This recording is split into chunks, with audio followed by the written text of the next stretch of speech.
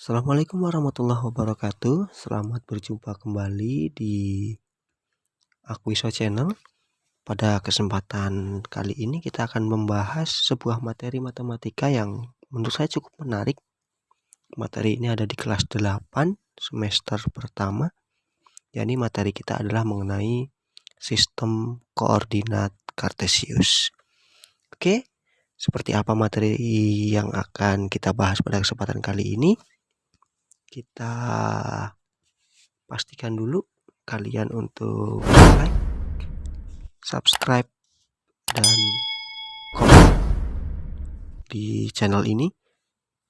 Untuk itu tetap pantengin channel ini dan kita saksikan video ini sampai selesai.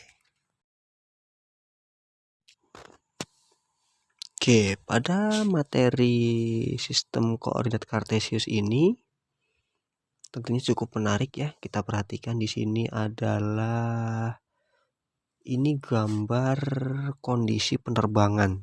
Salah satu kondisi penerbangan di Indonesia pada suatu waktu. Maka pesawat-pesawat ini nih dia minta acuan lah ya. Harus ada acuan supaya mereka ini tidak saling bertabrakan dan mereka harus tahu posisi satu sama lain. Nah, untuk tahu posisi itu mereka dipandu oleh menara pemantau atau ATC. Nah, di radar kapal kurang lebih tampilannya akan seperti ini nih. Ini adalah tampilan di radar kapal. Dia akan tahu posisinya, baik itu terhadap bandara terdekat maupun terhadap pesawat lain yang juga sama-sama sedang mengudara. Nah, untuk tahu posisi ini tentu ada acuan. Nah, acuan inilah yang biasanya dipakai untuk dasar mereka melakukan penerbangan, tentunya dengan sistem koordinat. Nah, dalam hal ini nanti secara jauh materi koordinat Kartesius ini bisa mengarah ke kondisi-kondisi yang semacam ini. Tapi pada kesempatan kali ini kita akan bahas dulu yang sederhana tentang sistem koordinat Kartesius. Nah, apa sih sistem koordinat Kartesius itu? Jadi, sistem koordinat Kartesius adalah suatu sistem untuk menentukan posisi suatu titik nih. Suatu titik, misal benda atau yang lain lah ya. Untuk menentukan posisi suatu titik atau benda atau unsur geometri menggunakan satu atau dua atau lebih bilangan dan memiliki sumbu yang tetap. Nah, sumbu yang tetap inilah yang nantinya dijadikan sebagai acuan. Nah, apa saja yang kita pelajari pada materi kita kali ini? Yang pertama kita akan bahas koordinat dari suatu titik. Yang kedua kita akan menentukan posisi suatu titik berdasarkan jaraknya kepada kedua sumbu. Baik terhadap sumbu X, apsis maupun terhadap sumbu Y atau ordinat. Dan yang ketiga kita akan juga menentukan posisi suatu titik terhadap titik yang lain sebagai acuan. Nah, gini. Diagram Kartesius itu terbagi menjadi dua sumbu, yaitu sumbu X yang disebut apsis. Nah, ini sumbu X yang disebut apsis atau garis mendatar atau garis horizontal lah ya. Kalau anak saya di PAUD itu dia lebih kenal dengan istilah garis tidur ini katanya. Ini garis tidur atau horizontal atau apsis kalau bahasa di Kartesiusnya. Dia disebut sebagai sumbu X. Juga terdiri dari sumbu Y. Sumbu Y yang berupa garis tegak, garis vertikal ini namanya ordinat. Nah ini, jadi diagram kartesius itu terdiri dari dua sumbu, yaitu sumbu X atau absis dan juga sumbu Y atau ordinat. Nah, kalau kita gambarkan kurang lebih seperti ini nih.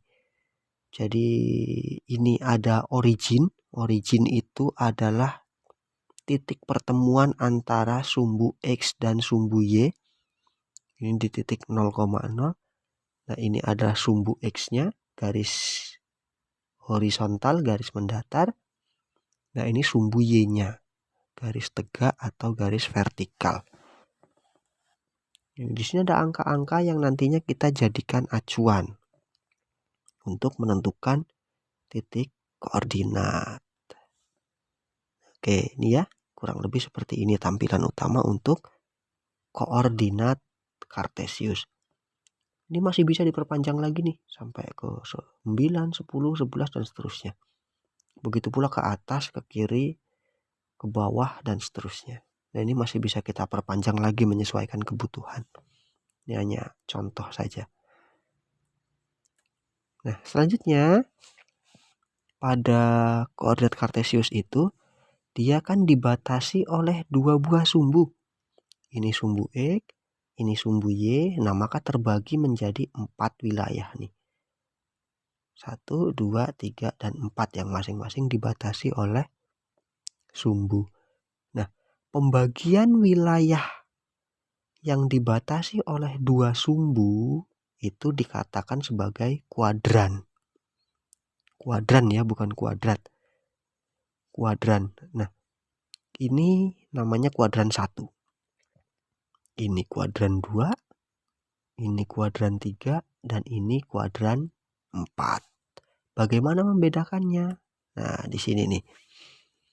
Kuadran 1, pada kuadran 1 itu X-nya positif dan Y-nya juga positif. Ini ke sini positif semua nih. Ke sini juga positif semua. Jadi X-nya positif, Y-nya positif, maka disebut sebagai kuadran 1. Nah, untuk kuadran 2 itu X-nya atau absisnya itu negatif. Nih, nilai X-nya negatif atau absisnya negatif.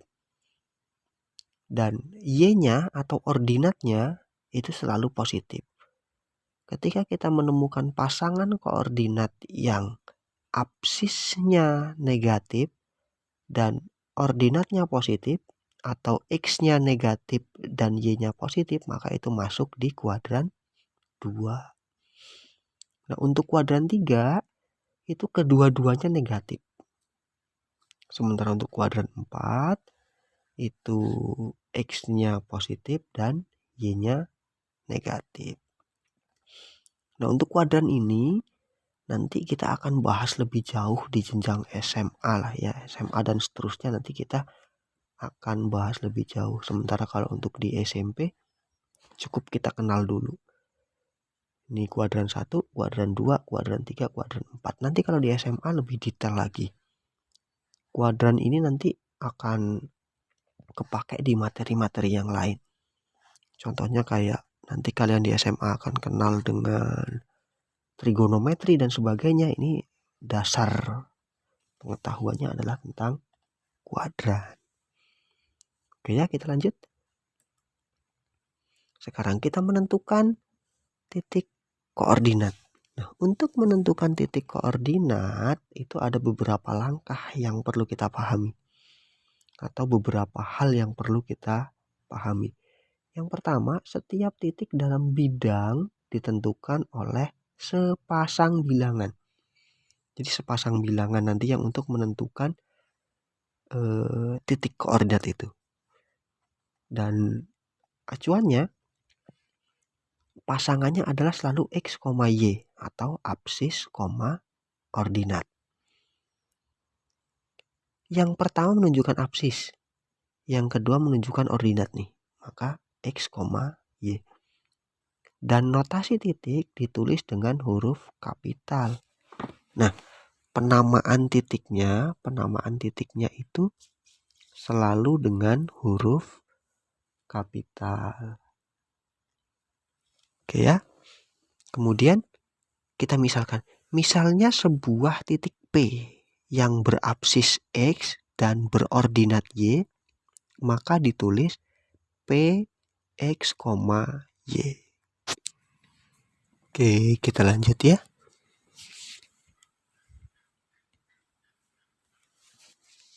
Kita ambil sebuah contoh. Nah, misal nih, saya punya titik-titik koordinat nih. Ada titik A, titik B, titik C, titik D, E, F, G, H, dan seterusnya nanti. Ada banyak sekali contoh. Soalnya begini. Pertama, tentukan koordinat titik A, kemudian titik D, titik F, titik G. Nah, maka kita perhatikan nih. Tadi kita sudah bahas bahwa untuk menentukan titik koordinat, maka selalu X, Y. Maka kita perhatikan titik A sekarang. Titik A itu pada sumbu X lurus dengan angka berapa sih? Oh, ternyata lurus dengan angka 7. Berarti nilai absisnya adalah 7. Nah, kemudian kita lihat nilai ordinatnya, sumbu Y-nya. Dia lurus dengan berapa? Oh, ternyata lurus dengan 5. Maka koordinat titik A adalah 7,5. Nah, gitu ya. Jadi selalu X, Y. Boleh dibalik nggak? Nggak boleh, karena aturannya adalah selalu absis, ordinat. Kita lihat yang kedua. Tentukan koordinat titik D. Titik D di sini nih. Nah, kita lihat pada titik D ini nilai X-nya berapa? Oh, nilai X-nya adalah min 7. Kemudian nilai Y-nya adalah 6. Maka titik koordinat D adalah min 7,6. Ya, 7-nya negatif ya. Lanjut sekarang titik yang F. Yang F sekarang nih. Yang F berarti X-nya adalah min 8. Y-nya min 6. Maka koordinat titik F adalah min 8, min 6.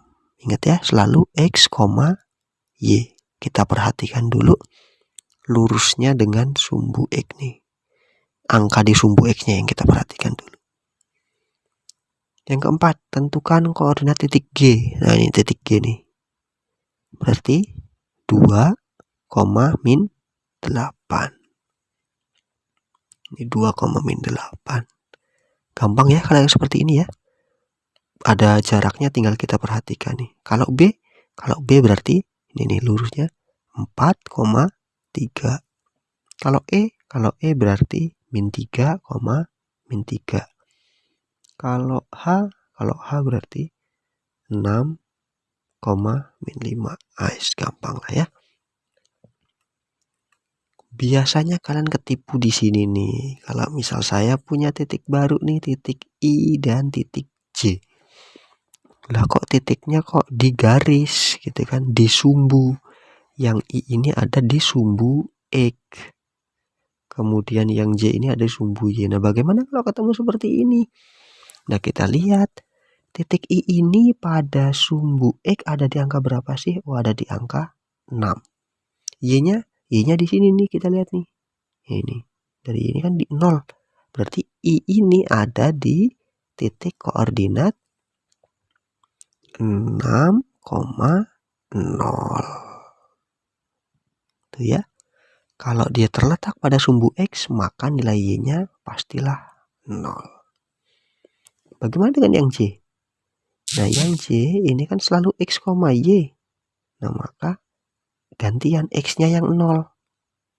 J-nya min 9. Maka titik J ada di koordinat 0, min 9. Gampang ya? Oke, kita lanjut sekarang untuk menentukan posisi suatu titik.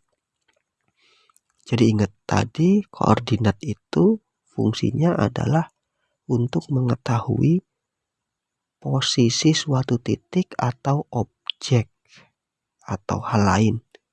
tentunya ada acuannya.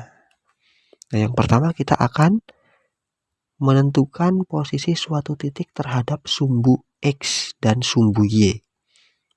Nah, soalnya masih yang tadi nih. Nah, kita coba cek soalnya. Yang pertama, tentukan posisi titik B terhadap sumbu X dan sumbu Y. Nah, ini B-nya nih. Terhadap sumbu X dan sumbu Y. Kita lihat, di mana posisinya titik B? Titik B ini ada di 3 satuan di atas sumbu X. Nah, 3 nih, 1, 2, 3 di atas sumbu X. Dan kalau dari sumbu Y-nya 1, 2, 3, 4. 4 satuan di sebelah mana?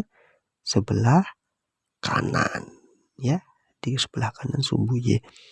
Jadi posisi titik B ada pada 3 satuan di atas sumbu X dan 4 satuan di sebelah kanan sumbu Y.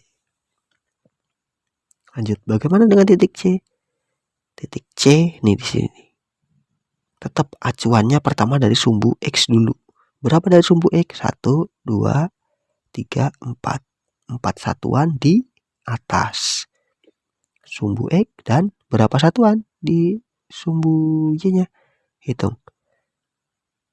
1, 2, 3, 4. Oke ya, 4 satuan di atas sumbu X dan 4 satuan di sebelah kiri sumbu Y. Nah, titik F. Titik F-nya ini, nah, berapa satuan nih? Dari sumbu X. Sumbu X ini 1, 2, 3, 4, 5, 6. Nah, ingat ya, sekalipun di sini negatif, karena di sini adalah menghitung jarak, maka jaraknya itu selalu positif. Jadi meskipun di sini angkanya negatif, ini maka tidak terhitung negatif, tetap dihitungnya positif. Kenapa? Karena dia adalah mengukur jarak. Cuman yang membedakan adalah arahnya. Di sebelah kanan atau sebelah kiri, tapi nilainya selalu positif, ya. Jadi F itu terletak di 6 satuan di bawah sumbu X dan 8 satuan di sebelah kiri sumbu Y. Yang keempat, posisi titik H terhadap sumbu X dan sumbu Y. Titik H itu terletak berapa satuan nih? 5 satuan di bawah sumbu X dan 6 satuan di sebelah kanan sumbu Y. Itu ya. Posisi suatu titik terhadap sumbu X atau sumbu Y, karena harus ada acuannya nih. Oh, ternyata di sini yang jadi acuan adalah sumbu. Baik sumbu X maupun sumbu Y. Selanjutnya kita coba nih. Nah, menentukan posisi suatu titik terhadap titik lain. Nah, ini nih. Jadi ternyata selain terhadap sumbu, juga posisinya bisa kita tentukan terhadap titik yang lain. Contoh soalnya begini nih. Tentukan posisi titik B terhadap titik A. Nah nih, kita perhatikan. Titik B terhadap titik A. Kalau titik B terhadap titik A, itu artinya kita dari A mau ke B. Ingat ya. Kalau titik B terhadap titik A, maka maksudnya adalah kita dari A mau ke B. Dari A mau ke B nih, dari sini mau ke sini. Nah, aturannya adalah untuk menentukan posisi suatu titik terhadap titik lain, maka ada satu titik yang dijadikan acuan. Nah, ini jelas ya. Titik B terhadap titik A, berarti yang jadi acuan adalah titik A-nya. Dari titik acuan kita ukur sejajar sumbu X dulu. Baru kemudian yang sejajar dengan sumbu Y. Maka posisi titik B terhadap titik A, kalau dari A kita mau ke B, kita ukur dulu yang sejajar sumbu X nih. Artinya ke kanan dulu atau ke kiri dulu yang kita ukur. Maka caranya begini nih. Posisi titik B terhadap titik A adalah 3 satuan ke kiri nih. Dari sini kan ke sini dulu. 1, 2, 3. 3 satuan ke kiri dan 2 satuan ke bawah. Itu ya. Yang kita ukur adalah sejajar sumbu X dulu, baru yang sejajar sumbu Y. Bisa ya? Yang kedua, tentukan posisi titik D terhadap F. Terhadap titik F. Berarti dari mana? Dari F mau ke D, bukan dari D mau ke F ya. Diingat, D terhadap F, maka F dulu. Dari F mau ke D. Kita lihat, dari F mau ke D. Oh, ke mana ini? Ke kanan. Berapa satuan? 1 saja ya. 1 satuan ke kanan dan berapa nih? 1, 2, 3, 4, 5, 6, 7, 8, 9, 10, 11, 12. 12 satuan ke atas. Itu adalah posisi titik D terhadap titik F adalah 1 satuan ke kanan dan 12 satuan ke atas. Oke ya. Jadi kita sudah bahas 3 materi tadi. Yang pertama, bagaimana cara menentukan titik koordinat. Nilai titik koordinat itu selalu absis, ordinat atau X, Y. Tadi kayak contoh, titik B itu di titik 4,3 gitu ya. C itu di titik min 4,4 gitu. Kemudian titik E di titik min 3, min 3 gitu ya. Kemudian titik H ada di titik 6, min 5. Jadi selalu X, Y gitu ya. Itu materi pertama tadi. Yang kedua, kita bahas posisi suatu titik terhadap sumbu X maupun Y. Kemudian yang ketiga, kita sudah bahas juga tentang posisi suatu titik terhadap titik lain. Nah, itu yang sudah kita bahas hari ini. Mudah-mudahan bermanfaat dan sampai jumpa di video kita selanjutnya. Bye-bye.